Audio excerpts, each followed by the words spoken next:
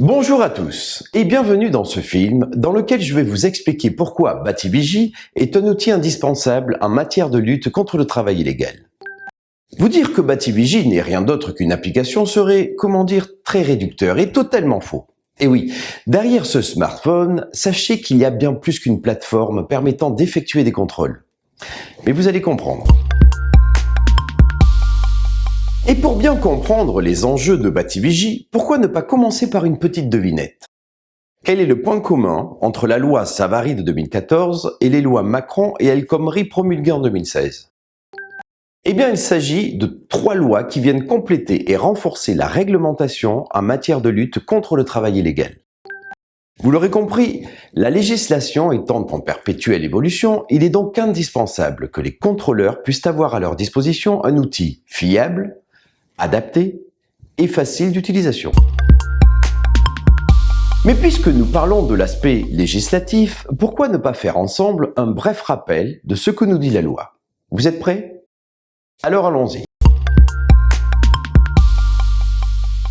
La loi Savary de juillet 2014 et son décret d'application d'avril 2015 rappellent les conditions des travailleurs détachés sur le territoire français d'entreprises étrangères. On pourrait d'une certaine manière récapituler ça avec la formule suivante. À travail égal, salaire égal. Il faut également savoir que le Code du travail français s'applique à tout salarié détaché travaillant sur notre territoire. En conséquence de quoi, la durée du travail est de 35 heures, majorée de 25 et 50%, jusqu'à 48 heures maximum par semaine. Il est également stipulé que les congés payés, tels que définis dans les conventions collectives, doivent être appliqués aux salariés détachés. Enfin, les conditions d'hébergement de ces derniers doivent être conformes à la dignité humaine. Vous devez également savoir que cette loi Savary responsabilise les maîtres d'ouvrage et les donneurs d'ordre en ce qui concerne leur devoir de vigilance. Concrètement, cela veut dire qu'ils peuvent être condamnés in solidum avec l'entreprise étrangère qui sera incriminée. Et oui, la responsabilité est partagée. Par conséquent, si une responsabilité est constatée par un représentant de l'État, cela va se traduire par des sanctions très lourdes.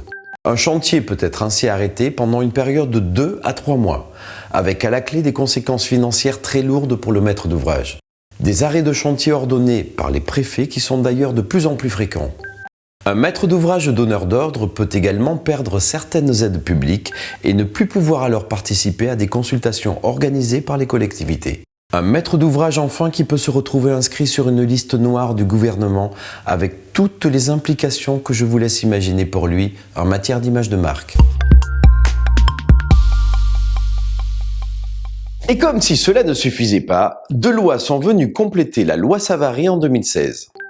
Tout d'abord la loi Macron, qui augmente les pénalités de 150 000 à 500 000 euros pour un chantier mis en cause et impose à chaque salarié du BTP d'avoir une carte professionnelle. Et ensuite la loi El Khomri, qui reprend dans le Code du travail la problématique des travailleurs détachés et celle du travail dissimulé. Et que dire des sanctions pénales encourues en matière de travail illégal ou illicite? Jusqu'à 3 ans d'emprisonnement et 45 000 euros d'amende en cas de recours au travail dissimulé. Jusqu'à 5 ans d'emprisonnement et 75 000 euros d'amende si le travail dissimulé concerne un mineur. Jusqu'à 5 ans d'emprisonnement et 15 000 euros d'amende par personne pour le fait d'employer régulièrement des personnes étrangères. Une amende maximale pour fraude au détachement de 500 000 euros. Un redressement de l'URSSAF pour les entreprises françaises et étrangères. Alors avouez que cela peut coûter cher, très cher même. En tout cas beaucoup plus cher que la solution Bativigie qu'il est maintenant plus que temps de vous présenter.